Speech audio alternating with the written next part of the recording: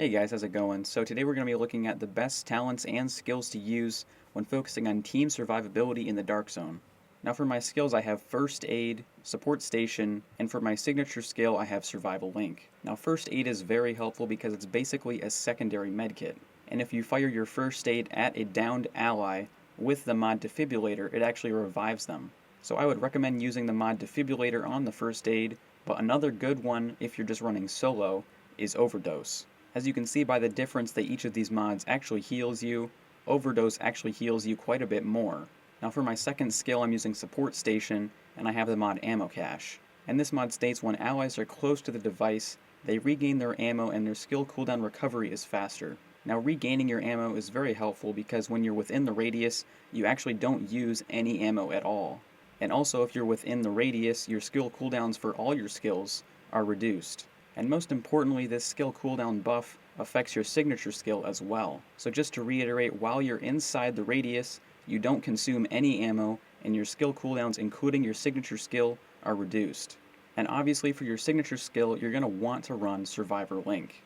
And now if you don't know about Survivor Link already, basically when you activate it, your damage resistance is increased by 80%. In other words, you take only 20% of incoming damage. Another insane buff that you get is your movement speed is increased by 30%, making it very easy to run out of any situation. And with a duration of 15 seconds, you can easily get out of any situation you might find yourself in, and a range of 25 meters makes it very easy to cover your entire team with the buff. So once again with the skills, I use First Aid with the mod Defibrillator, I use Support Station with the mod Ammo Cache, and I also use Survivor Link. And now we're going to move on to talents. So if you're over level 25 and your medical wing is 100%, you actually have 4 slots. So the first talent that I chose is called Battle Buddy, and Battle Buddy states when you revive an agent in the Dark Zone, you and the person you revived gain a 50% damage reduction for 10 seconds. So this actually makes it worth you sticking out your neck for someone else. The next talent I equipped is called Adrenaline, and this talent states use a medkit when not at full health to receive an overheal. In other words, when you use a medkit, you can actually gain additional bars of health. The next talent that I chose is called Combat Medic, and this one ties in very nicely with Adrenaline because it also involves using a medkit. And Combat Medic states use a medkit within 20 meters of your allies to heal them up to 40%. So if you look at Combat Medic and Adrenaline as a package deal, you can actually receive an overheal and heal your teammates within a vicinity just by using a medkit.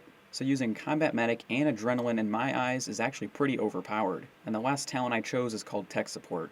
And this one states kill a hostile while any skill is deployed to extend any active skill's duration by 10%. And keep in mind this says extend any active skills. Skills being plural would suggest that it covers all the skills active at the time. Now I chose Tech Support in correspondence with the Support Station with the mod Ammo Cache. So if we look back at the mod Ammo Cache, it says and skill cooldown recovery is faster. So you have a faster skill cooldown recovery if you're inside the Support Station, and if you also kill a hostile while any skill is active, you have a 10% extension. So if you put these together and stack their effects, you can technically keep your Support Station running for a very, very long time, assuming you're killing enemies fast enough, and by the time that your Support Station finally runs out, you're going to have it back again because your skill cooldown recovery is faster.